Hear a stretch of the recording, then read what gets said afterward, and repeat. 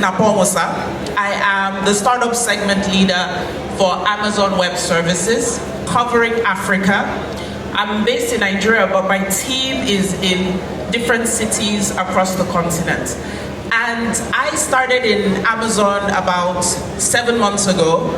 Before then, I was the head of sales for Google Africa. Prior to Google, I worked in organizations like Nokia, Visa, Microsoft, SAP, and Cisco.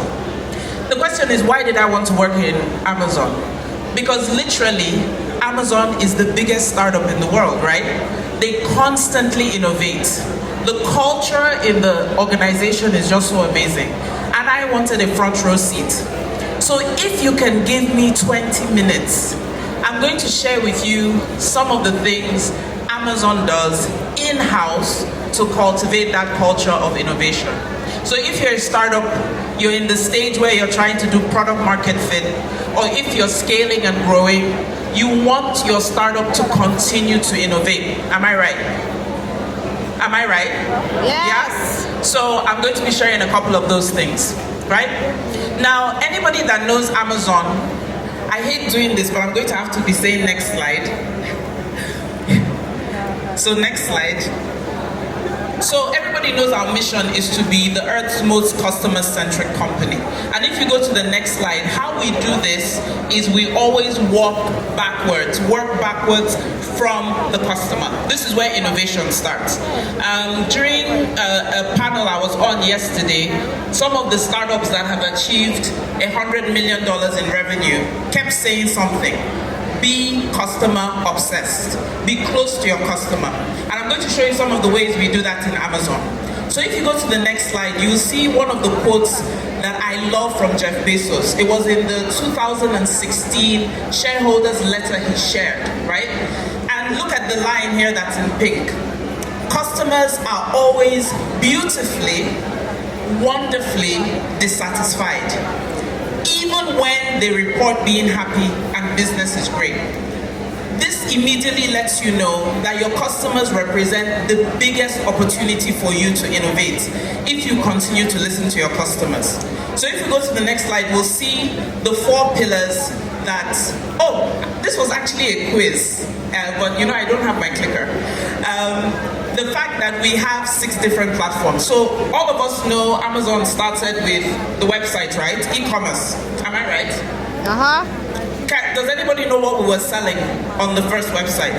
Books. Thank you. Books. Now see where we've evolved to. How many of you use AWS here for your platform? So some of you know we have over 200 products and services on AWS, right? Cloud computing, very different from Amazon. And then you now go to devices, Fire Stick, right? And we have our Alexa, again, very different. And then you also have our streaming content. How many of you have watched Gangs of Lagos? Oh no, this is not good. Yeah. No, really, how many of you have watched Gangs of Lagos? Thank you, save me up here, thank you. If you've watched it, can you put your hands together? Thank you so much. I think it was an amazing production. And then we also have consumables. So you know we own Whole Foods now. And then we have physical stores. All of these things don't really make sense together. But what brought them together was that we were working with what the customers were asking us for. So if you go to the next slide, you'll see the 4 pillars of innovation in Amazon, right? First pillar, culture. We are customer obsessed. We hire builders, people that love to innovate, and then we let them build and we support them with a great belief system. We'll go deeper into this. The second thing is a word we use so much, and we call it mechanisms. It is just a way to encode behavior to facilitate innovative thinking. I'm going to share one of the most common mechanisms we use in Amazon, and it's called working backwards, and the documents we use to make it happen. The third one is organization. I don't know how many of you have heard of the term pizza teams in Amazon. So the idea is that your team should be small enough that 2 pizzas can feed the team. We're not talking about the mini pizzas from some of the pizza shops. We're also not talking about those of you that are guilty of eating 4 or 5 slices of pizza. I see you all. And the last one is architecture. For those of you that use our cloud computing services, you already know the ways that we're decoupling it to make innovation faster. So let's dive deep into culture, right? Going to the next slide, please. And the next slide.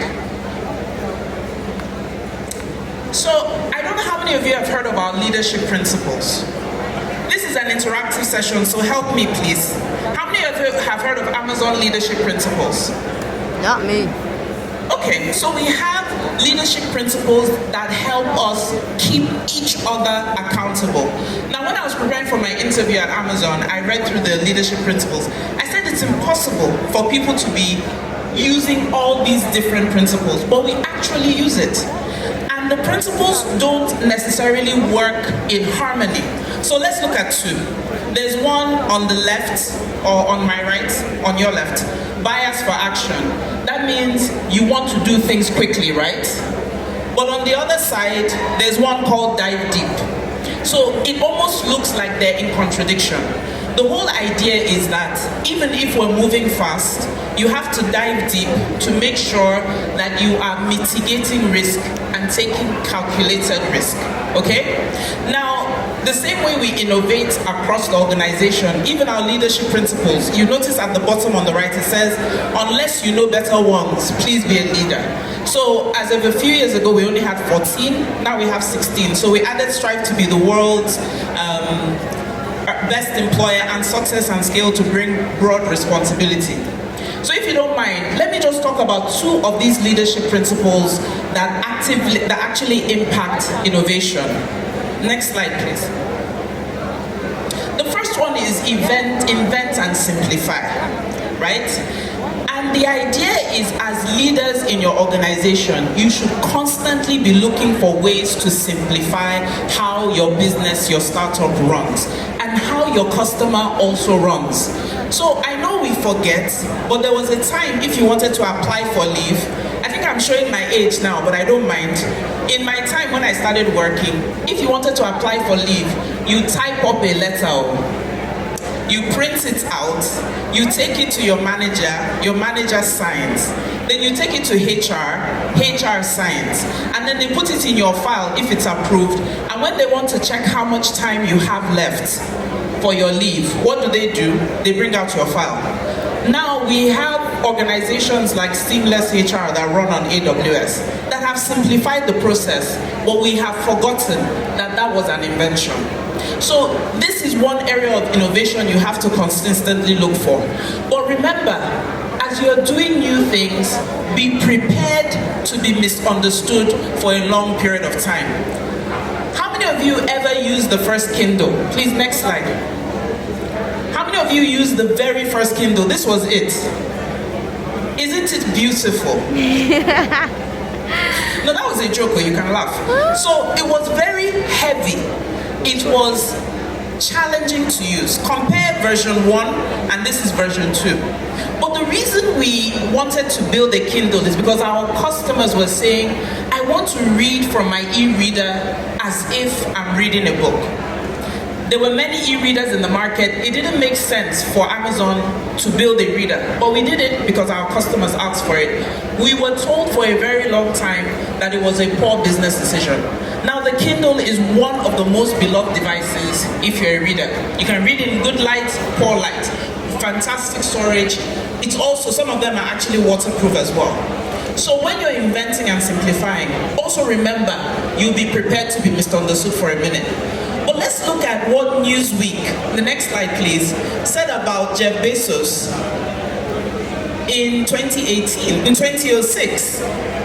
Do you see the title on the cover of the magazine? It says, Amazon's risky bets. This is actually Amazon Web Services. Everybody doubted this business model. You guys are doing books. Now you suddenly want to take on cloud computing. We've had 129 price reductions since 2006.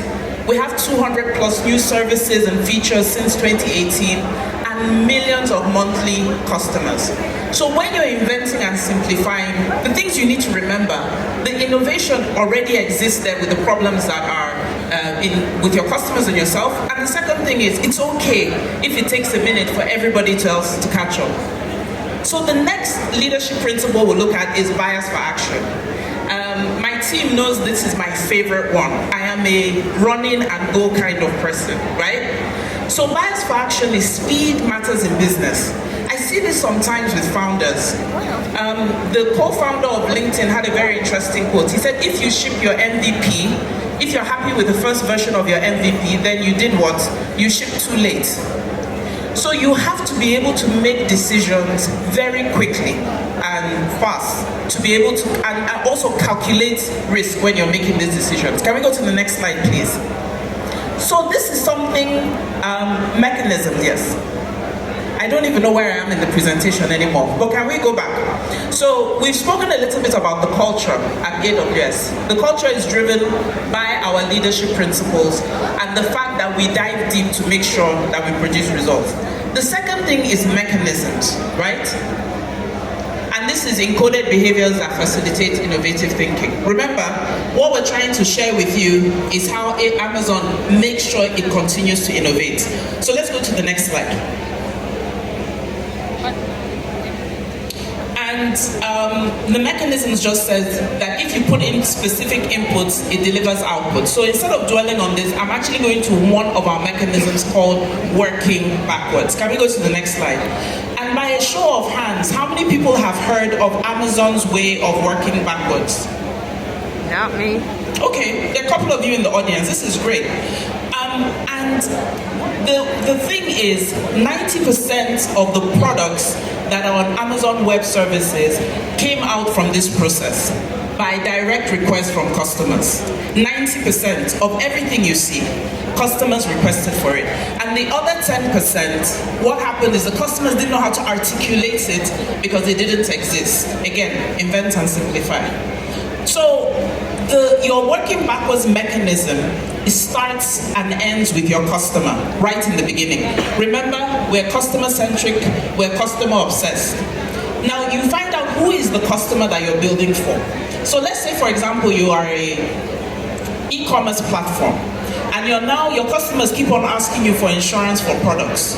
You need to be able to look at the request from the customer and say, who is going to derive a benefit from the customer?